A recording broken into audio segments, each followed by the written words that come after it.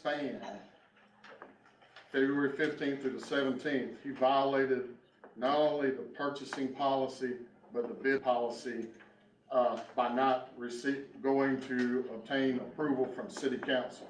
Once again, an overall theme, keeping information and actions away from the mayor and council.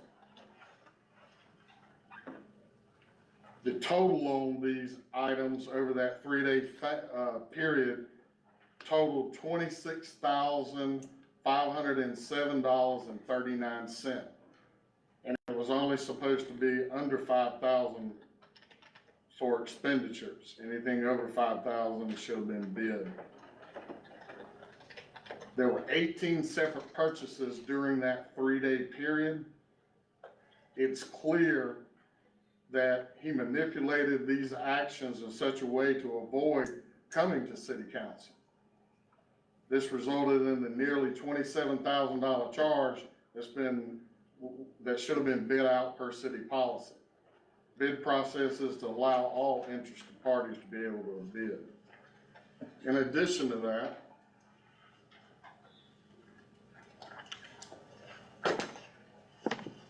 show the item please first.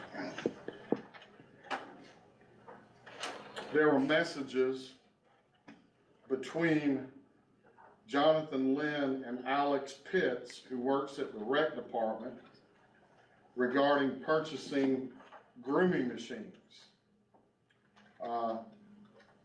Those statements, put that first statement up. Ms. Pitts was indicating to him that the machine that they needed was going to cost more than the $20,000, so that it needed to be bid out. Mr. Lynn, however, but they went on to say that this one particular vendor, Beacon Sports, only, put that machine back up for me, only had a limited supply of these machines, and that there was going to be a need to either buy it or you may run the risk of losing it. That is what they were talking about. Mr. Lynn sent to Ms. Pitts this item within that, what is it called? Team chat, and asked whether or not this particular item would work instead of the actual machine, which cost over $20,000.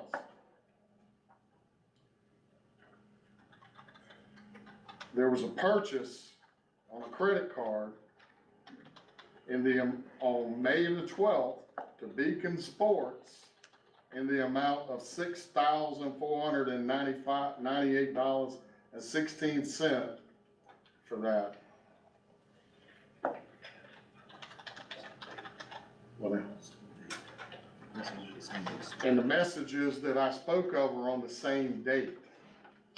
This once again exceeded the purchase amount that Mr. Lynn was able to expend.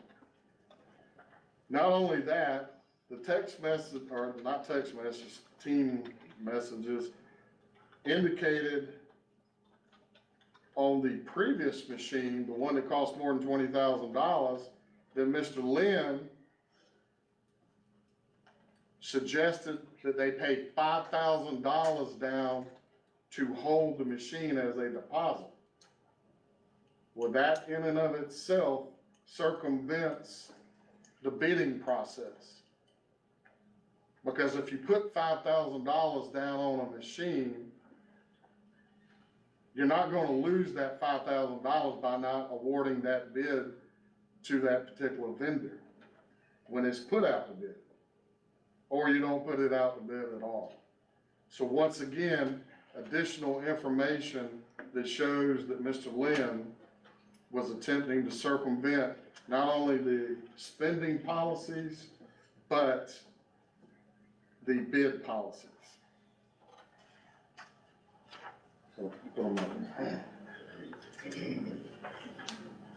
Wasteful spending. This one.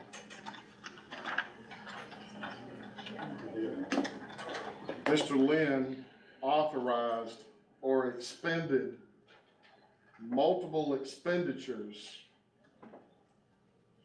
which some people may say may be okay. But when you look at the number and the items that were expended, we're talking about taxpayer money being expended for these items. November 10th, Zaxby's purchase of $112.53. On November 15th, Zaxby's purchase of $58.73. On November 21st, Firehouse Subs for $106.70. 12/1 Sonic purchase of $13.39. And you may say that, well, that's not a lot, but Mr. Lynn's credit card is not there for him to feed himself. He can go, it's acceptable for him to go on business lunches if that's necessary. On 12/11, a Keurig purchase of $157.07. On 12/15, some 4 days later, another Keurig purchase of $73.28. On January the 12th, another Keurig purchase for $73.28. On January 25th, another purchase at El Real for $107.97. On February the 3rd, another Chick-fil-A purchase for $112.29. On February the 6th, 2023, a Domino's purchase for $73.40. And then on February 9th, 2023, a Keurig purchase of $46.78. On February 13th and February 14th, Mr. Lynn authorized or purchased 2 fans to be placed in his office and in the finance director's office. These fans were being placed in an air-conditioned office, both of them. He expended $700 for 2 fans. They were Dyson fans. One of the council members, after learning of this, commented that this purchase is outrageous and wasteful, especially given the fact that we have nonprofit organizations that are begging for inexpensive fans in order to give the fans to the elderly and the needy families to try to keep them cool during high temperatures during the summer. February 15th, an expenditure at Crush, which are health drinks, of $110.18. Another expenditure of March the 3rd, Chick-fil-A of $98.61. The next day, on March the 4th, another Keurig purchase of $164.88. On March the 6th, 2023, paid for a car wash at Take 5 for $16. The city has inmates at the city who wash the city vehicles. And in addition to that, Mr. Lynn has given a $400 per month car allowance to expend on his car for any business that he may be involved in when using that car. That includes his upkeep and his gas and his car washes. On March the 9th, another Keurig purchase for $46.78. On March 31st, a Rusty Pig purchase for $22.66. On March 31st, a Sonic, same day, Sonic purchase for $9.88.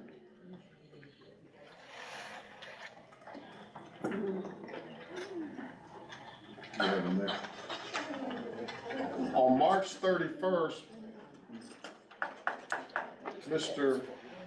Lynn purchased from Amazon for $15.60 a book which he listed for the fire department with the title, The Subtle Art of Not Giving a F-U-C-K by Mark Monson. On April 5th, there was another Rusty Pig purchase of $177.61. On those dates, which are next, which is, I'm sorry, April 5th,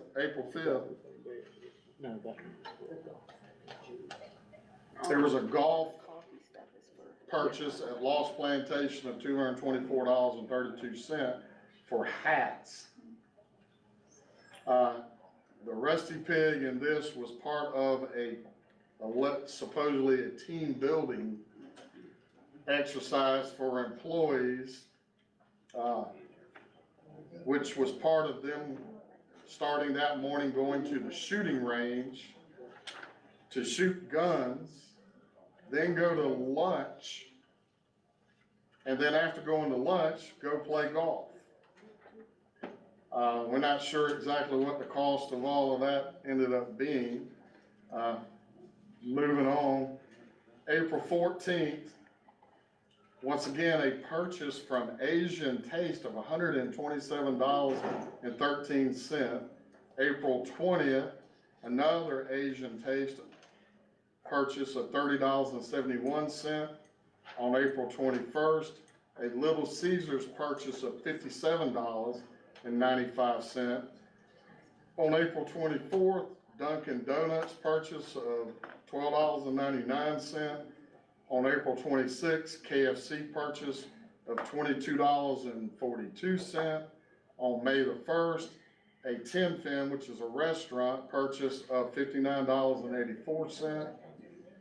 On May the 2nd, a Dairy Queen purchase of $48.25. On May the 3rd, El Real purchase of $50.17. On May the 4th, another car wash, Take 5 car wash for $25. And then on May 5th, another Dunkin' Donuts purchase, $27.95.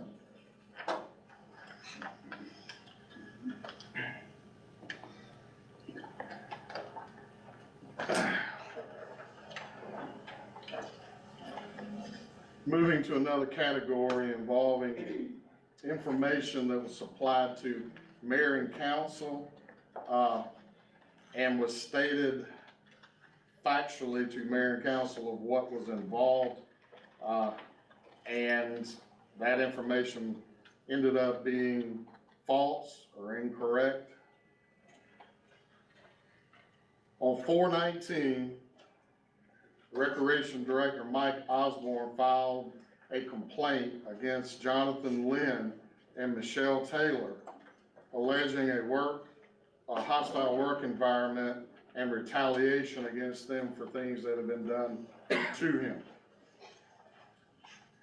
That involved, go ahead and put the complaint in. That involved allegations that Ms. Councilwoman Taylor, custody concerning turning rec over to getting rid of rec and turning it over to Effingham County, She, of course, has denied that that occurred, but that's just an allegation. And that he went to Mr. Lynn concerning these actions, and Mr. Lynn did nothing about that, and in fact, did things apparently to retaliate against him. Mr. Osborne also filed a complaint that I mentioned earlier about his money being taken from his check and invested, and he didn't know where his money was. On several days later, on April 24th,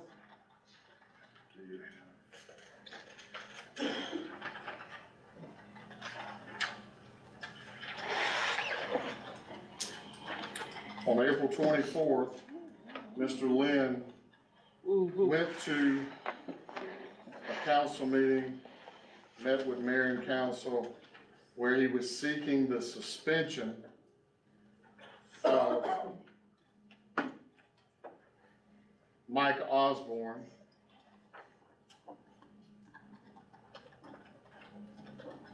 for what Mr. Lynn has stated, various infractions, and we'll put those up and we'll go into them in just a moment. But to set the stage, Mr. Osborne had been out on a workers' comp injury and had been allowed back to work on light duty with certain restrictions, not being able to lift 5 pounds or more. Mr. Lynn stated to the mayor and council that he was supplied videos of not only Mr. Osborne sleeping at work, but Mr. Osborne shoveling digging up a mound with a shovel, and that the shovel weighed more than 5 pounds, and that the dirt weighed more than 5 pounds that he was shoveling. On that, at that council meeting on that day, that was April 24th, Mr. Lynn did not show the videos to mayor and council.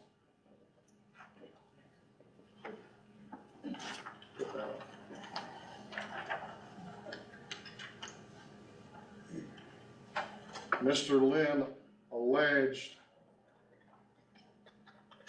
that Mr. Osborne was being insubordinate and an uncooperative attitude towards a direct order from a supervisor. That Mr. Osborne failed to notify the city manager in advance of any sort of justification for absence on work for April 17th and Tuesday, April 18th. Mr. Osborne, he said, Mr. Lynn said he sent him an email, and that Mr. Osborne did not reply to the email that was sent on April 18th until 24 hours later. He also, so Mr. Lynn indicates that Mr. Osborne missed work on April 17th and 18th. The fair had just occurred that prior weekend, so all of the rec employees were working at that fair.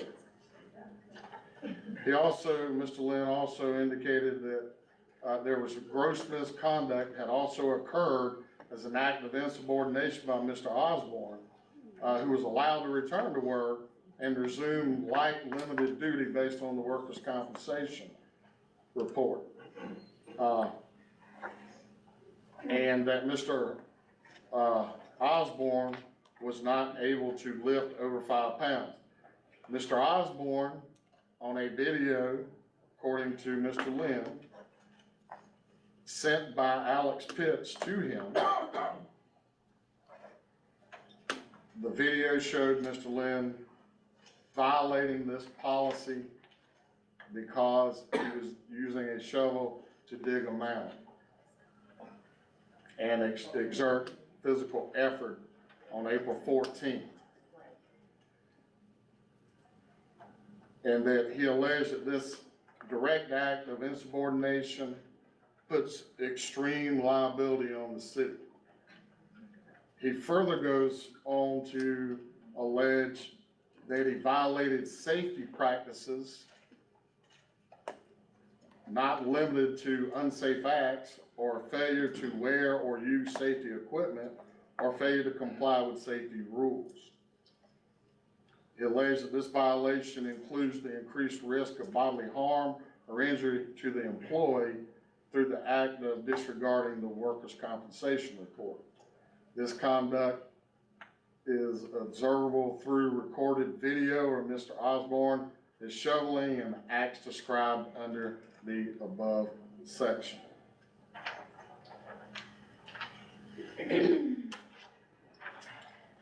He also wrote a notice of violation for 3 observed times where he was sleeping during work hours.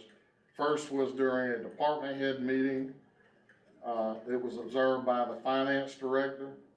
Mr. Osborne was seated between the 2 of them and had not woken up on 2 separate times during a 30-minute meeting.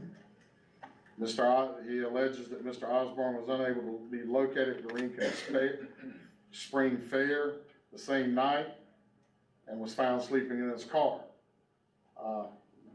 This information came from the recreation worker, Alex Pitts.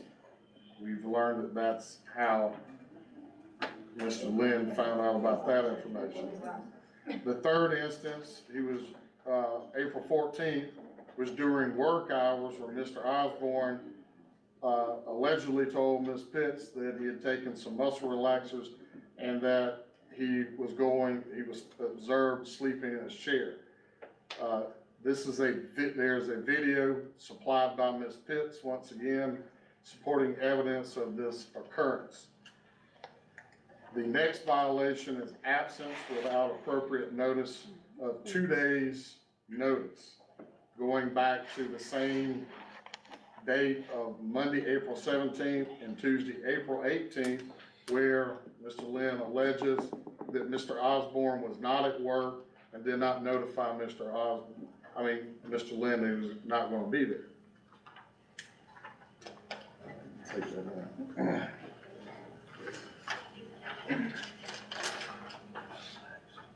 Now, those were the things that he was seeking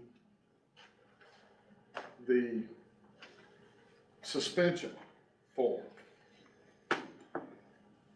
During this discussion with mayor and council over the issuance of this suspension back at the council meeting on April 24th, Mr. Lynn stated that he also had statements from the recreation staff members, and that those statements attest to the facts in Mr. Lynn's proposed suspension. Mr. Lynn also stated, and a discussion was had by Mr. Lynn concerning the release of those statements, the rec employee statements, wherein former Councilman Damon Ron asked if the statements had to be released because the rec employees were concerned about being retaliated against by Mr. Osborne. Mr. Lynn also informed mayor and council that Mr. Osborne had been absent on those days, but he admitted, Mr. Lynn admitted, that he had never verbally even talked to Mr. Osborne prior to trying to issue the suspension punishment. He never asked Mr. Osborne about any of these instances. Council, after hearing what Mr. Lynn indicated, decided that it would be better if it was a written reprimand and that Mr. Osborne would not come back to work until he had a full release from the doctor to be able to come back to work.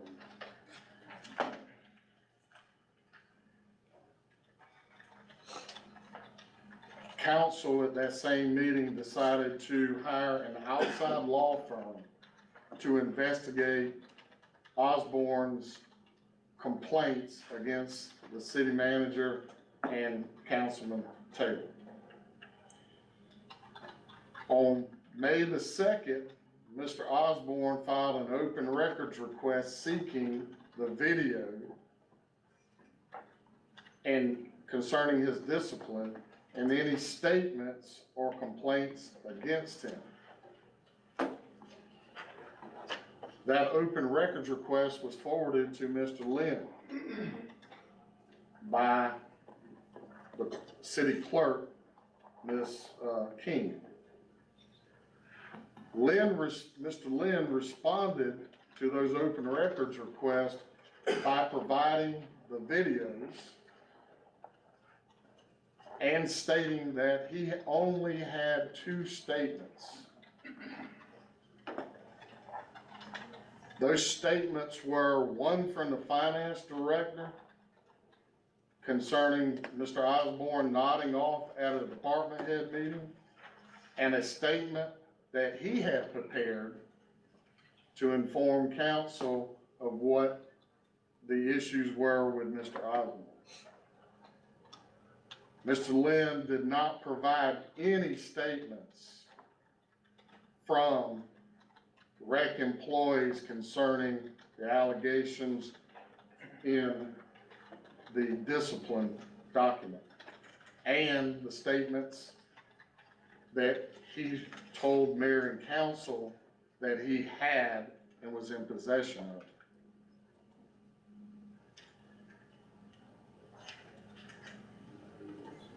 This contradicted his prior statements to council. On 5/15, Mr. Lynn notified city council that an employee, did not give any name, was under investigation. On 5/24, Mr. Osborne's appeal occurred. Mr. Lynn, during that appeal, showed the video, and we'll show it to you in just a few moments, of Mr. Osborne digging the mound and shoveling the dirt. The video, however, does not show that. The video doesn't show Mr. Osborne digging any dirt or shoveling any dirt. And this is the video that was supplied by Mr. Lynn that he received from recreation employee Alex Pills. In fact, the shovel was actually not a real shovel, it was a spade, something smaller. It was actually weighed, and it only weighed 3.6 pounds. So it appears from the video that the information provided by Mr. Lynn to the city council was either false or incorrect, because his statements to mayor and council on the April 24th meeting specifically stated that Mr. Osborne had violated his conditions of his light duty.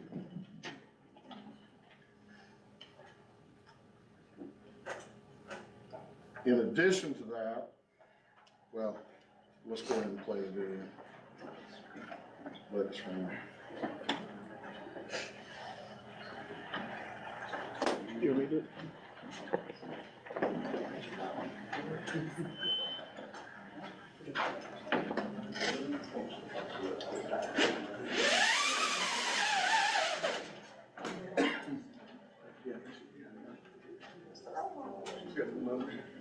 She's got it right.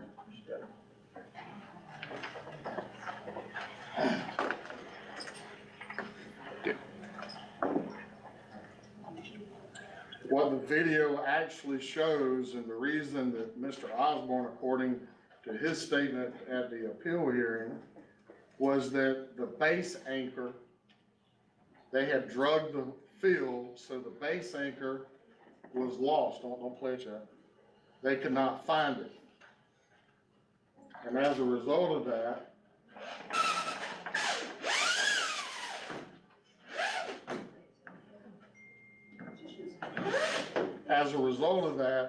they were hunting for the base anchor, which was only approximately about an inch under the dirt. Play the video.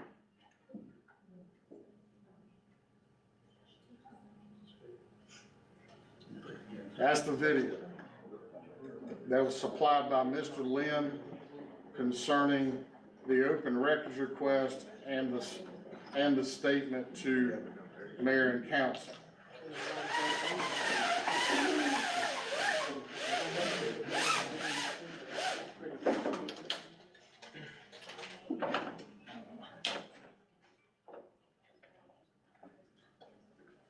Mr. Lynn presented information at that hearing, the appeal hearing, Mr. Osborne's appeal hearing. He said that he rode by the recreation department and that on the 17th and the 18th, Monday 17th and Tuesday the 18th, and that Mr. Osborne was not present. However, at the appeal hearing, Mr. Osborne was able to show that he sent emails out while at work on the 17th of April and the 18th of April. He sent emails on the 17th to people, but specifically on Tuesday the 18th, he sent emails to the finance director. And Mr. Jonathan Lynn, on the 18th, responded to Osborne's email. So he had to know he was doing something at work just by responding to those emails. You will note at the top of that email, it says Tuesday the 18th to Mike Osborne, and it was Mr. Lynn responding to statements or a chain of emails between Mike Osborne and Ms. Cartwright, who is the finance director.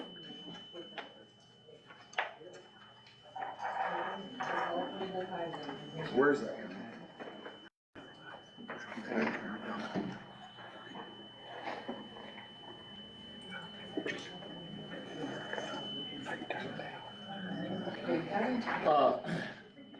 So Mr. Osborne presented additional information concerning the fact that Mr. Lynn knew that he would be on certain medication. He presented information from his doctor that it was non-narcotic, no narcotics, and that it was not addictive. Although in Mr. Lynn's written,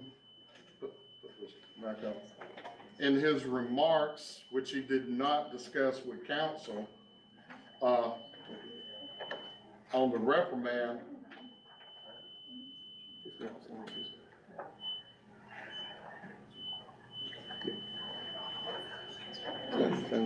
he indicated that Mr. Osborne would not be allowed to come back to work until he took some type of class concerning issues possibly with addiction and things of that nature. It was never discussed with mayor and council, and Mr.